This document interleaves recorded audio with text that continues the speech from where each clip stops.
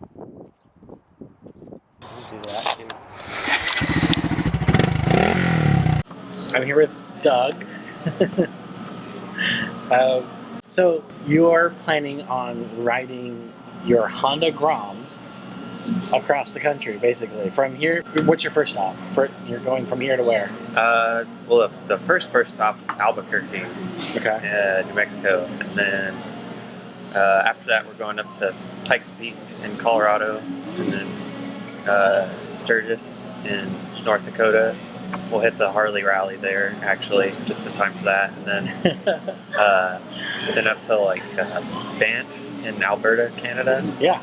And then from there up to Fairbanks, Alaska, and then Prudhoe Bay, Alaska, which is like the northernmost point you can reach by road, I think. So, Okay. And then from there it's back down like the west coast, so Washington, Oregon, California, and then Mexico, and all the Central American countries, and then down through South America, all the way to Argentina. And Ushuaia is the city name, and Tierra del Fuego is the province.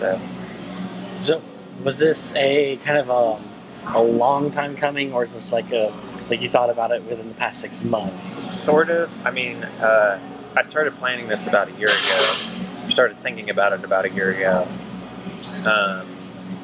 And I mean, interestingly enough, it's up until about that point, I had never really considered doing something like this. Why is that? Well, I mean, I wasn't crazy enough, I guess. I didn't. I'd spent the past like 4 years or so working on a degree in mechanical engineering technology, and the past 2 years I've actually worked like as an engineer, and I kind of started taking a look at what I was doing and what I was working toward. Mm-hmm. And I realized, okay, why am I going to school? It's to get a job. And why do I want a good job where I make money? It's to make more money. And why do I want to make more money? So I can buy more stuff. And I was like, well, that doesn't make any sense, really, Right. And I had kind of, I wanted to do a motorcycle trip. My colleague gave me this book. It's called One More Day Everywhere, by this guy, Glenn Hegstad. But it talks, it's autobiographical, and he talks about, he sells all of his things and rides around the world, basically, on a motorcycle. And his whole thing with that was, I want to meet the people of the world and look them in the eye and shake their hand. And not Inspiration. Yeah, not take what people tell you, or like what the media says, or what your government says, or whatever about other places, but to see it for yourself and actually know for yourself what another place is like, or whatever, Mm-hmm. what other people are like. So that was what kind of got me started, I'd say. It was a combination of that. But do you have? Just a thought. Do you have your stops thought out? Like, I'm stopping this far out for gas, or are you bringing a tank of gas with you? What are you going to be taking with you? First off, we know your Honda Grom. Yeah. What else? How are you packing for this? So I do have the Grom takes a gallon and a half, and then I'm carrying an extra gallon and a half with me. Okay. And then stuff like a tent, and like a thermarest, like a bedroll kind of thing, Mm-hmm. and sleeping bag, camping stuff like that, like an axe and some other stuff, and then all my camera gear. So I got like a DSLR and like that, one of those Osmo pocket things, and some lenses and stuff. And other than that, not really that much. I don't need a bunch of extra stuff or luxuries or whatever, because I'll be wild camping for free as much as I can. Lots of clothing? No, probably about, it's like maybe 3 days worth. Yeah, probably. I have like 4 of these shirts, Base layers. Then, like 4 pairs of underwear, and 4 pairs of. I don't really even have any pants. I'm taking a couple pairs of shorts with me because I'm wearing this big one-piece, goofy-looking suit. But yeah, I don't not carrying that much clothes, not a large amount of clothing with me because I'll just wash it or whatever. Okay. If I have to rewear it, then I just stink. It's whatever. Right. Like You're on a motorcycle. You're going to air out anyway. Yeah, to some degree. Have you ever done a trip like this in a car? No. I mean... Well, not to this extent, but even a small trip? I mean, I've driven... So I've ridden a bike. I've ridden a bike 12 hours away, like in one sitting. And I've ridden... When I had to ride back, I took back highways, so I rode 14 hours. So I've done that. And I've done lots of comparable trips in cars. Same bike? But no, not the same bike. No, I had a V-Strom 1000. Okay. And I rode it to Birmingham a couple months ago. There's a small bore rally was what they called it there, but it was like a lot of like Groms and Kawasaki's version of the Z125 and just like scooters and stuff like that. But yeah, I was in Birmingham, Alabama. I left from here, Stillwater, Oklahoma, so I mean it was 750 miles. So. That's quite the ride, yeah. Yeah, and I thought about splitting it up, but I didn't have enough time, so I just did it all in one go.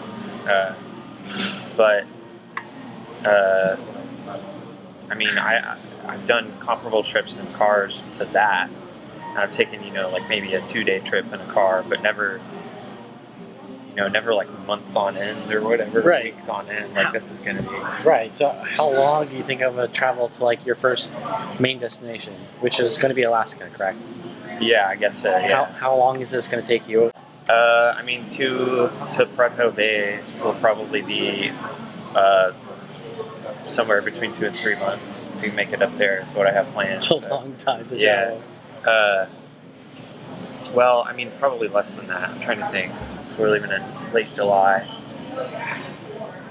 Real yeah, soon. I mean, probably. I'm going to say 2 months, month and a half to 2 months or something like that. Yeah. Okay.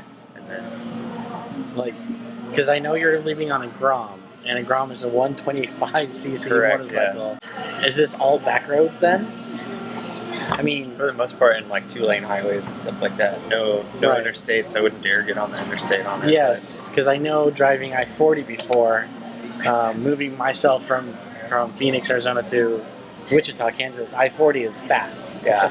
Oh yeah. And a Grom, I haven't yet to ride one. I've watched quite a few YouTube riders, and them going 60 was amazing. Yeah.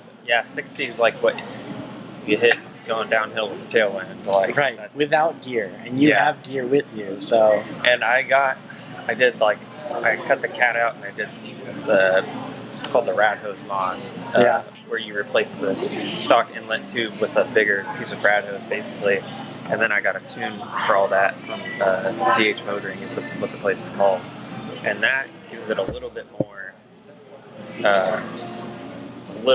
Not much horsepower. But, yeah, 1 or 2. Yeah, so even like I rode to Tulsa a couple of days ago, and then I rode back yesterday, and that's like about 60 miles away from here. So, and that's it. It'll cruise at 55 with stuff on it. When you go up a hill, it'll sometimes slow down to 50, 45, depending on how steep the hill is. And then when you're going downhill, you can actually hit about 65. But it'll be. I'm guessing an average of 50, 55 or something like that. Yeah. What about oil changes? Did you already get one before your trip, or are you going to be getting one in the middle? You think?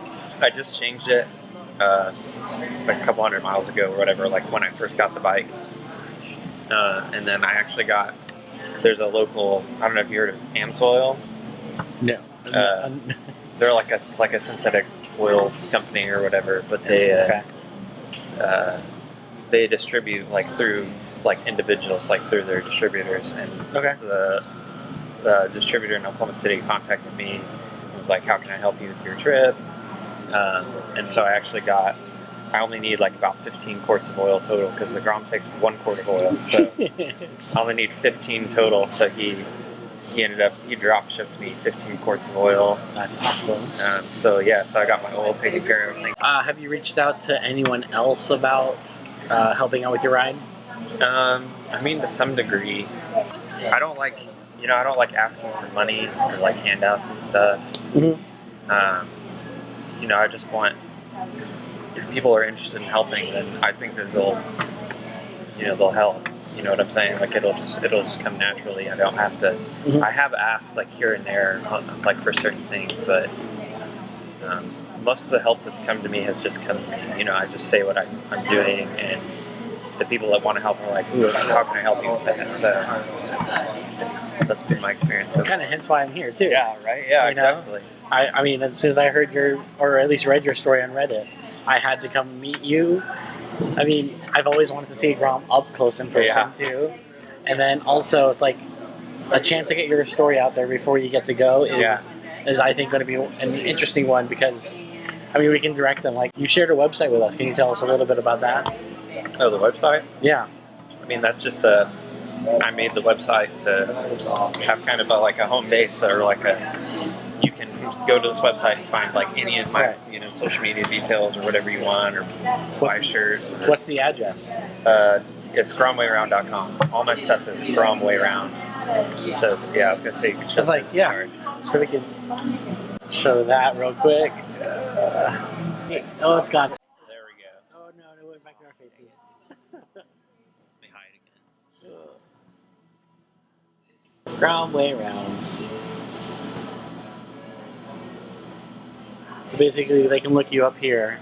Yeah. I'll put a picture of this later. Okay, yeah, that works.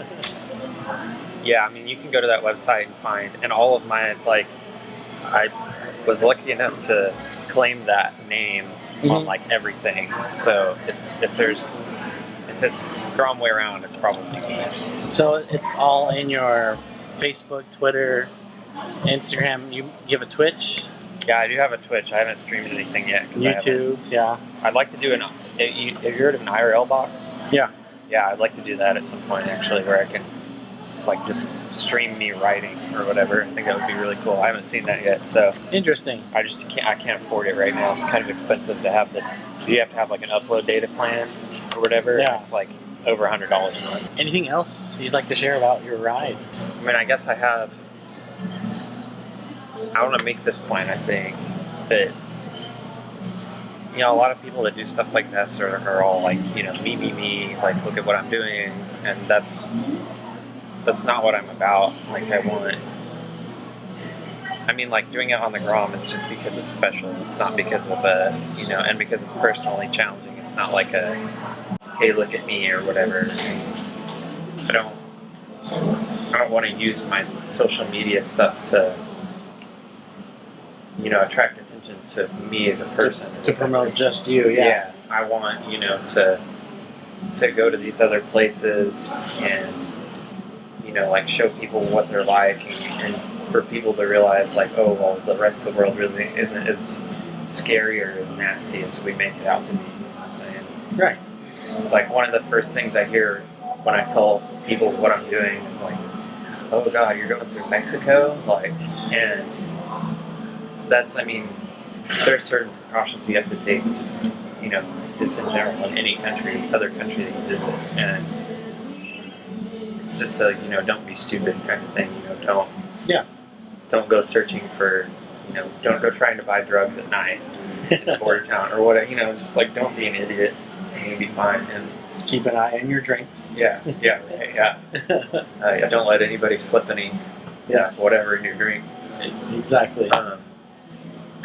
But it's not, you know, like, there are millions of people that call Mexico, for instance, their home, and, like, there's, you know, like, a lot of people will come even to the U.S. and say, you know, from another country, and they're, like, living here, and they tend to say things like, I can't wait to go back and visit wherever I'm from or something, and it's, people get wrapped up in the politics and stuff of other countries and don't realize that, like, people call that place their home, and it really is a beautiful place. It just depends on how you want to look at it. Yeah, how you view it. Yeah, exactly. That's great. Can we go take a look at your Grom? Yeah. All right, we're gonna go.